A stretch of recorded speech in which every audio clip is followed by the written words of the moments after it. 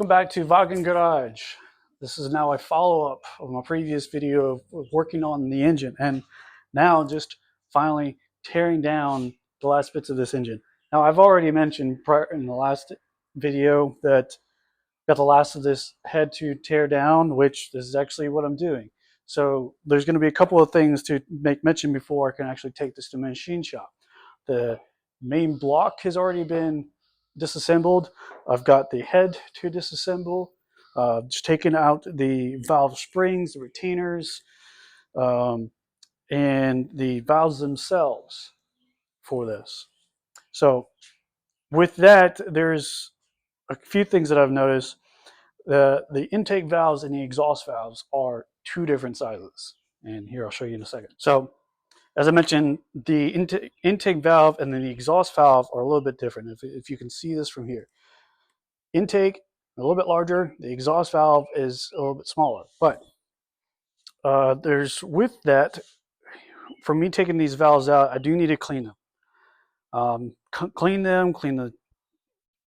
the compression side, the inside of where these surfaces get compression for all the power for each cycle, that cylinder.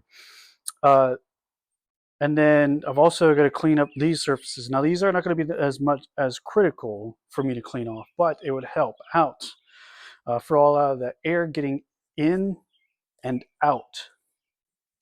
And cleaning up these valves would probably help out with probably a couple of other sealing things. Might have any sealing issues, make sure that those are cleaned up. So I've got a couple of ways of doing that, and I figure out might be the best way would be with an emery cloth or with some steel wool, but I might be careful with the steel wool just to ensure that there's no rusting. So far, I've already taken out one full cylinder of these, so that means there's two intake valves, two exhaust valves. And from what I've checked, is these both look straight. Now, when I take this head to the machine shop, I'm also going to have them check that. I might look at the valves and see which ones might be the worst and just kind of give them a check, give them a few of them, or they might need all of them just so that when they do deck the head and the block, that they'll just use the valves to sit inside while they run through the surfaces. So that good thing. So these are in pretty good shape overall, thankfully. Now, I do have the rest of the cylinders to take out. I've got cylinder 1 disassembled, taking out the springs, the valves, valve retainers, spring clips, removing the rest of the 5 cylinders. So one cylinder, I've got the 4 left. And I'm just going to spend the time to take all the rest of those out. And then I've actually got some brush heads and clean out the internal surfaces for both the intake side and the exhaust side. And I'll just spend some time doing that. So too much to go on, but I'll demonstrate what I'm doing. So one of the things that I've actually had to purchase in order for me to really take out these springs is another tool, another large C-clamp tool, just for me to get access and compress these springs, undo the retainers, then the spring caps. Another tool, more tools go. Yes, I know you question why my audio is different here. I have faulty audio sometimes, and it's too late to fix once I've already recorded the work. I'll fix it in future videos, I promise that. So for now, enjoy.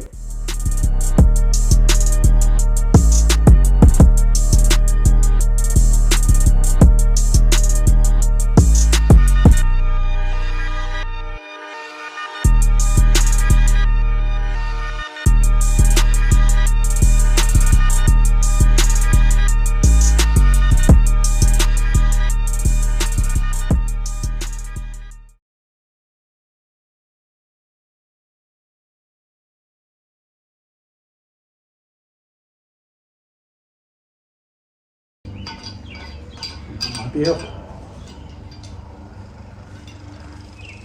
Ta-da! One of these, what's up? Spring cap.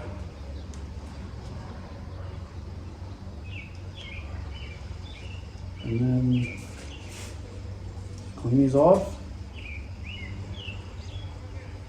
On to the next one. You don't need to see me do all of these. Like I said, the rest of these will be done on TikTok Live for funsies.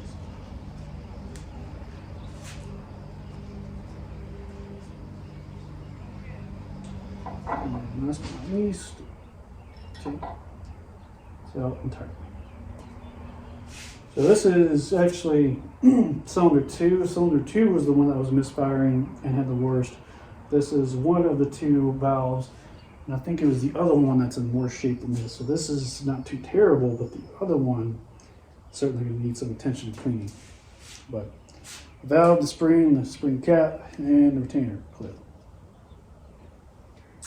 All on its own. Oh, and before you get on to me, how am I organizing these? How am I ensuring I have which cylinder out and which one that needs to be cleaned and which parts need to be replaced?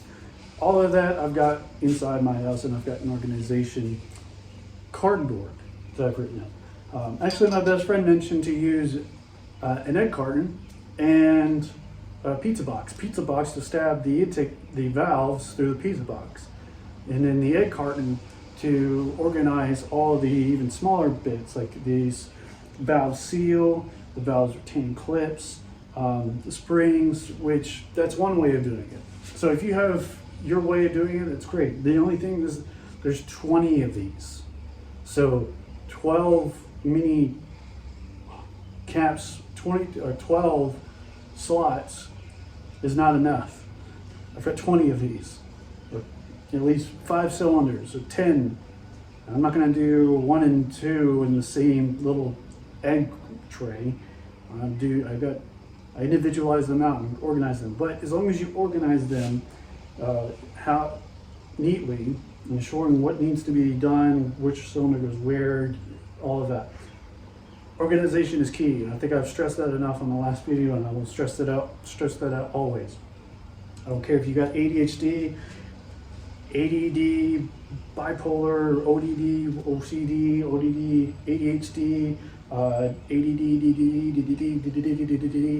ADD, that's all, folks. As long as you organize, you're good. You'll be in good hands. Now, what I've done with all of my cylinder parts, from the rockers, the oilers, the springs, the spring cap, the retainers, and the valves themselves, is lay them out organized. Now, you can do this multiple ways, and even my best friend has told me is that you can put all these parts in an egg carton, and then the valve stems, stab them in a pizza tray. Whatever you want to do. But what I find to be most organized is laying them out evenly with the exhaust side and the intake side. And as you can see, much of all of these are nice, brand shiny, not new. But after having taken them out of the head, the next step was to clean all of these. Now, these are not all perfect. All of this will still have some exhaust residue, some oil residue on the intake valves, and that's fine. This is not going to be perfect. We're doing this cheaply.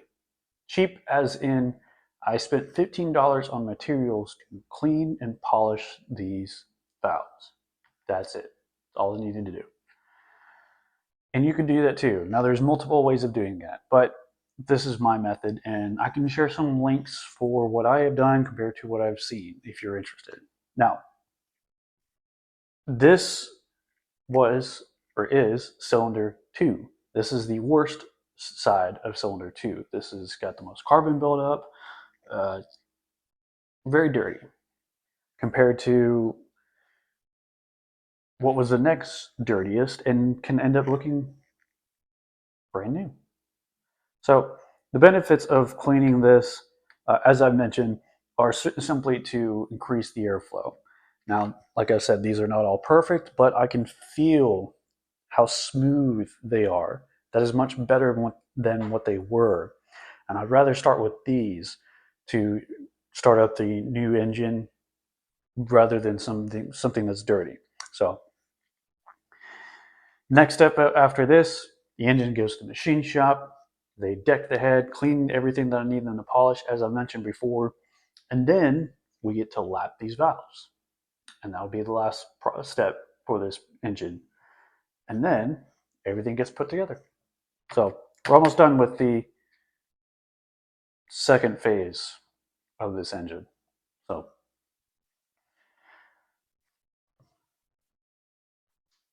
but with that, we'll come back with everything that I've mentioned. We'll come back to the next phase. We'll be getting the head taken to the machine shop, and then we'll lap the valves. 3 days later. This engine is finally being taken to the machine shop and getting work done so that we can rebuild it. So with the last update that we've had, it was fully taken apart, all of it disassembled, and we're going to follow up on what actually needs to be done. The head, since with all of it removed, the block is here on the stand. We're going to go through a little bit what actually needs to be done before I take it to the machine shop. This is kind of reiterating for me, following up. This deck surface needs to be, or this surface needs to be completely decked, smooth, clean, so that way when resurfacing and given a new gasket, a head gasket, it has a much smoother surface and it is a better seal. There's not any grime that's here, dowel pins removed, and that way we have an even finish and even seal. So the head is there, and here is the head. The head full assembled, so we want those even surfaces cleaned off. And then the journal surfaces actually have some scoring that are pretty bad that someone would recommend to just get a new head, but we don't have that. We don't have that time, and certainly it would just be easier to just get this resurfaced. So what we can do is have these surfaces polished, the journals especially. These are for the camshafts. The cam journals can be polished, and even though that the scoring is kind of deep, as long as we get an even surface, that's going to be a lot better than all of the scoring that was in here. With that, the valve seals get removed. That way I can replace all the valve seals. And the camshafts themselves will actually need to be cleaned off. Some of these surfaces are not smooth, they just need to be repolished. They're not in too terrible of shape. They're kind of bad, but let's see if we can get them just cleaned up.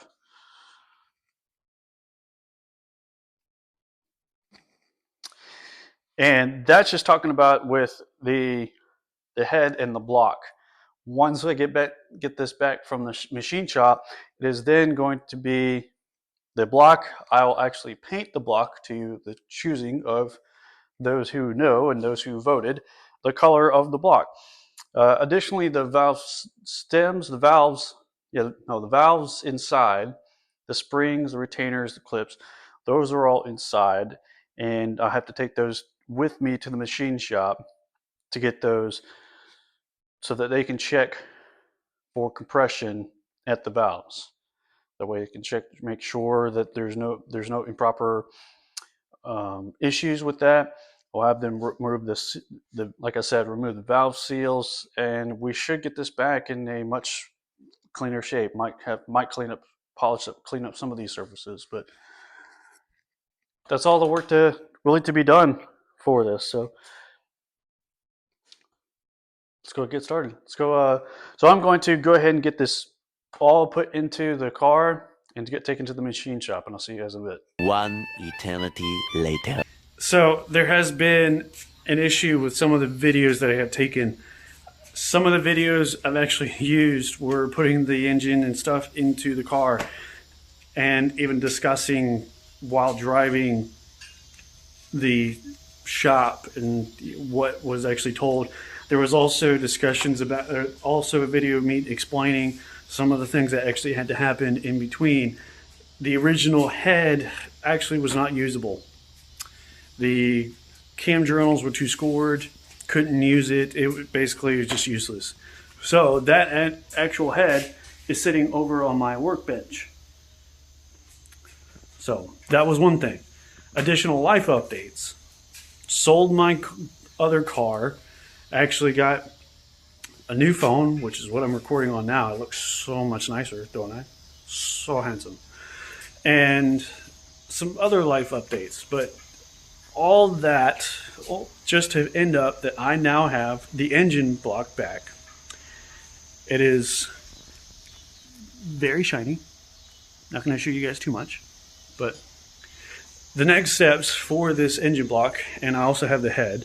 And the head is in good condition. I actually had to buy a replacement head, and that head is much better, thankfully. So the next steps are actually going to be I need to paint this block, the iron block specifically. I actually did a poll on my Instagram, and everyone picked out purple. Purple's a good color, so I got to paint the iron block purple. And the next thing after that would be assembling it. But I'm not going to show you guys assembling it. I am not an engine builder. You guys are not going to learn anything from me. If anything, I'll just do a time lapse of me putting the thing together. But even then, it's going to be with some help. Additionally, I need a new mic. You're seeing this video off of my phone without a proper mic, so I'm sound like I'm in the garage, echoey, and everything will be put together once it's done. The next video, expect to see the engine block put together, or at least mostly put together. And the next thing from after that will be I've actually got suspension work to do. I got to drop the trailing arms, the torsion bar, and I've actually got replacement bushings and hardware. So all of that actually needs to be put in. So once all that's done, and then I actually have the transmission now. And so after all this time, these have been the updates. And with all of that said, I do want to say I thank you guys so very much for following along and watching my videos. It means a lot, and every little bit helps. Leave a like, subscribe, and I will update you guys continually. You guys can follow me on my other socials. It's all Das Wagen Garage, or Das Wagen, through Instagram, TikTok. I'm not doing Facebook, and of course you have this YouTube. So with that said, I thank you guys so very much for following along, and leave a like, share, subscribe, and you will see all the progress of me building this 944. So I'll see you guys then. Thank you guys.